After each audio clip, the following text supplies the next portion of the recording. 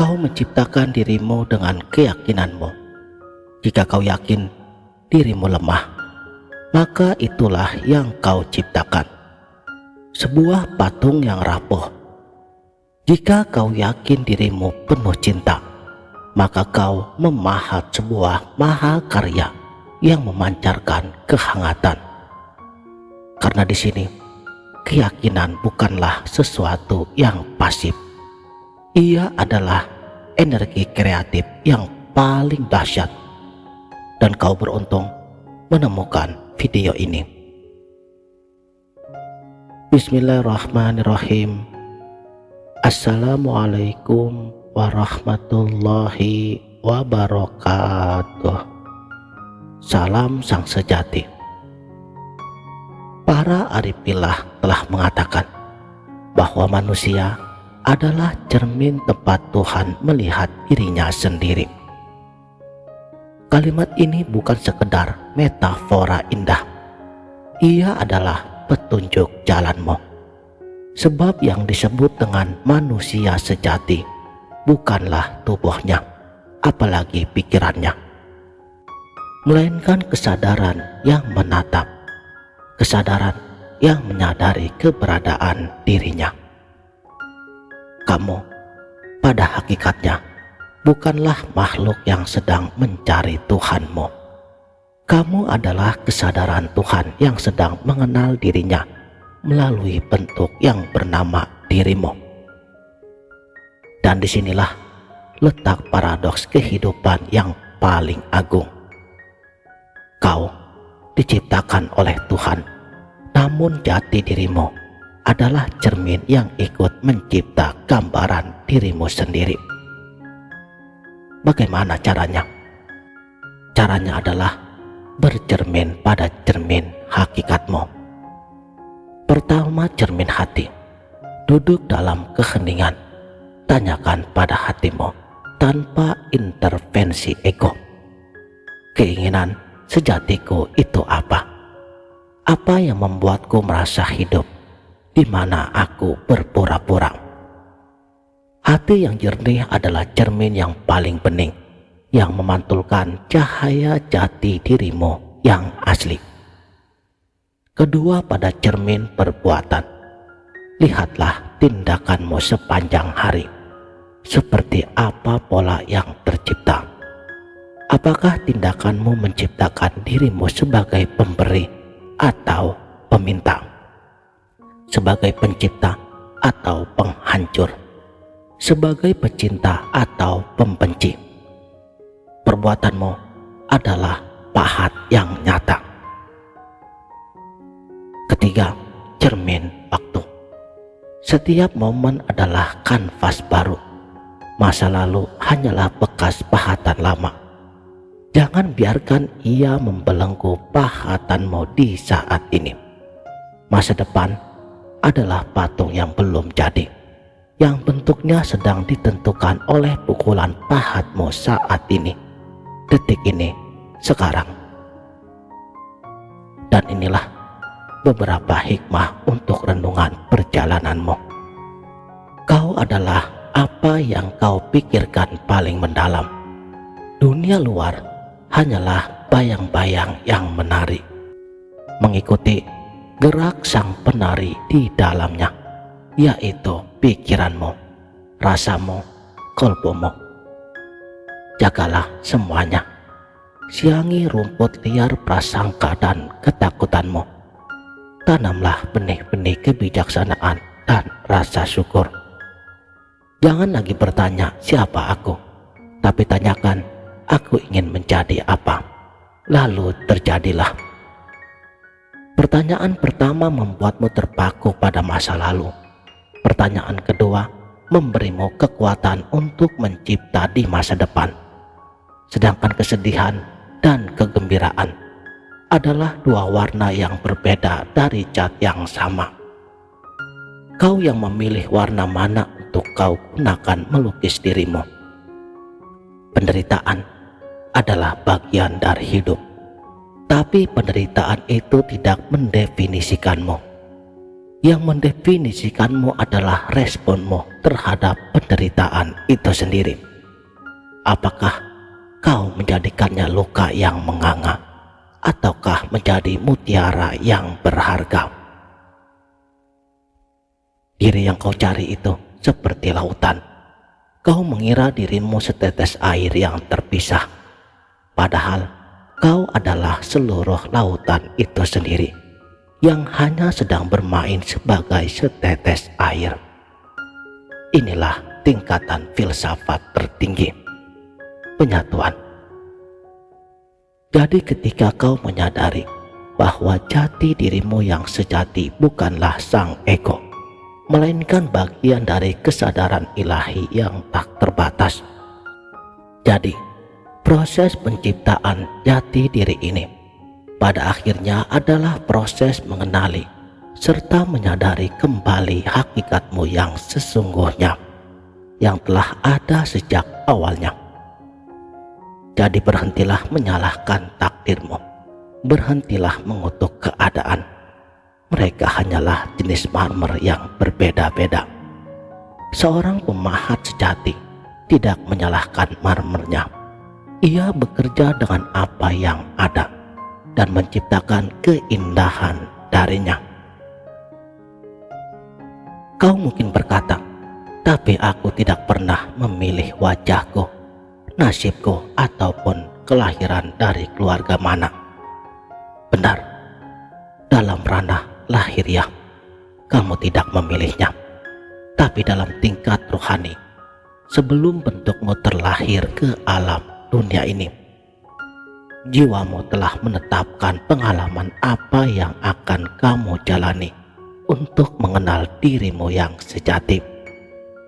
Karena setiap jiwa telah sepakat dengan sang sumber abadinya untuk menulis takdirnya sendiri sebelum pena kehidupan menyentuh kertas dunia, dengan keyakinan bahwa ia sanggup mengemban amanah Tuhannya tersebut. Itulah sebabnya mengapa sebagian manusia lahir dalam kemewahan, sebagian yang lain hidup dalam penderitaan, bukan karena Tuhan pilih kasih, tapi karena setiap jiwa sedang menjalankan naskah pelajaran yang berbeda, agar ia mengenal hakikat dirinya melalui pengalaman yang hanya ia sendirilah yang mampu menanggungnya. Saudaraku, sang sejati, jadi ketika kamu memandang cermin, jangan lihat wajahmu sebagai korban kehidupan. Lihatlah ia sebagai pencipta dari kisah yang sedang dijalankan. Kamu bukan tokoh kecil di panggung dunia ini. Kamu adalah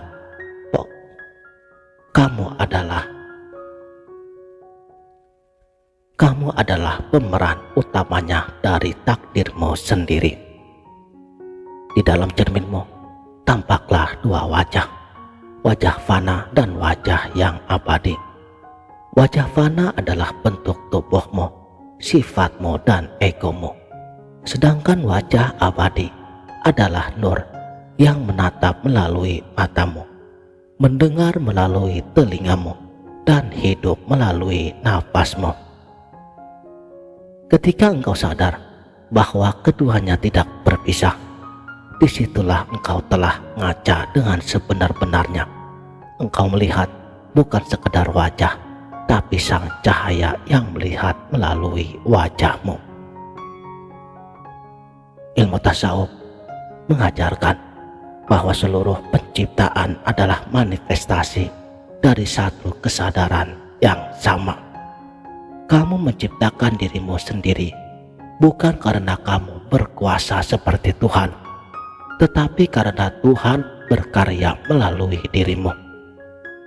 Sedangkan kesadaran yang kamu sebut sebagai aku sesungguhnya adalah percikan dari lautan kesadaran teragung. Makanya ketika kamu berpikir, berkata, dan bertindak, itu bukan semata-mata perbuatanmu yang sifatnya lemah, tapi itu adalah gema dari sang sumber yang sedang bergetar dalam wujudmu. Engkau adalah huruf dalam kalimat Tuhanmu. Tanpa dirimu, kalimat itu tak akan sempurna. Betapa dalamnya makna kalimat ini untuk direnungkan. Jadi, kamu tidak kecil, kamu juga tidak hina. Kamu bukan bayangan kosong di dunia yang fana, karena kamu adalah bagian dari kalimat ilahi yang terus dibaca oleh waktu. Dan setiap pikiranmu, setiap tindakanmu adalah tanda baca dalam kisah keabadiannya. Tapi sayangnya, banyak orang menatap cerminnya, tapi tidak benar-benar melihatnya. Mereka hanya sebatas melihat kulitnya, memuja atau bahkan membenci bayangannya sendiri. Padahal, jika kamu menatap lebih lama dengan kesadaran, dengan hati yang hening, maka kamu akan menemukan sesuatu yang berbeda. Bahwa yang menatap itu bukanlah matamu, tetapi rohmu. Dan roh itu bukanlah milikmu, ia adalah manifestasinya. Makanya, siapakah kamu? Kamu adalah jembatan antara yang fana dan yang kekal, antara bentuk dan makna, antara ciptaan dan sang pencipta. Itulah sebabnya dalam filsafat ketuhanan, manusia disebut mikrokosmos, cerminan dari makrokosmos. Seluruh semesta adalah cermin besar, dan kamu adalah pantulan kecil yang memantulkan kembali seluruh keagungannya. Barang siapa mengenal dirinya, maka ia mengenal Tuhannya. Kata mengenal di sini bukan berarti tahu secara intelektual, melainkan sadar bahwa seluruh realitas yang kamu alami, senang dan sedih, terang dan gelap, hidup dan mati, semuanya adalah bagian dari dirimu sendiri yang sedang belajar mengenal sumber asalnya. Ketika kamu menolak satu bagian dari dirimu, seperti rasa takut, marah, ataupun kecewa, sebenarnya kamu menolak bagian dari dirimu yang sedang menunjukkan bayangan agar kamu sadar akan cahayanya. Tidak ada kesalahan pada dirimu, yang ada hanyalah bagian-bagian yang belum kamu pahami. Jati diri bukan sesuatu yang kamu temukan di akhir perjalanan. Ia dibentuk, diciptakan, disadari melalui setiap langkah yang kamu ambil. Ketika kamu jujur terhadap dirimu, saat itulah kamu menciptakan dirimu yang asli. Karena manusia bukan diciptakan untuk menemukan dirinya, tapi untuk menciptakan dirinya melalui kesadaran. Dan penciptaan itu terjadi setiap kali kamu memilih untuk sadar. Sadar bahwa kamu bukan pikiran. Sadar bahwa kamu bukanlah rasa takut. Sadar bahwa kamu bukan peran yang kamu mainkan di dunia. Ketika kesadaran itu telah tumbuh, kamu akan mulai melihat bahwa hidup ini bukan sekedar rangkaian kejadian acak, melainkan cermin dari getaran batinmu sendiri. Kamu menciptakan realitas sesuai dengan cara kamu memandangnya. Jika kamu melihat dunia ini sebagai beban, maka hidupmu terasa berat. Namun jika kamu melihat dunia sebagai cermin untuk mengenal diri, maka setiap peristiwa menjadi guru yang membimbingmu jalan kembali. Ingat, cermin tidak pernah berbohong, tapi ia juga tidak pernah memaksa. Ia hanya memantulkan apa yang ada di hadapanmu. Begitulah pola hidupmu. Ia hanya memantulkan isi hatimu. Jika kamu ingin mengubah hidupmu, ubahlah cara kamu memandang dirimu. Karena begitu, pandangan itu pun berubah. Pantulan di cermin pun ikut berubah. Berkacalah, bukan untuk memperbaiki wajahmu, tapi untuk menyadari siapa yang sedang menatap dari balik matamu tersebut. Sebab di sanalah kebenaran abadi tersembunyi.